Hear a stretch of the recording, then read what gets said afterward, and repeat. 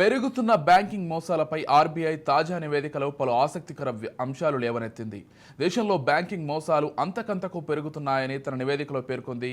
గత 3 ఏళ్లలో అత్యధిక మోసాలు ప్రైవేట్ బ్యాంకుల్లోనే జరిగాయని తెలిపింది. 2023-24 ఆర్థిక సంవత్సరంలో 36,000 కోట్ల రూపాయలకు పైగా మోసాలను గుర్తించిన ఆర్బీఐ కేవలం డిజిటల్ చెల్లింపుల విషయంలో ఎక్కువగా జరిగినట్లు తన వార్షిక నివేదికలో వివరించింది.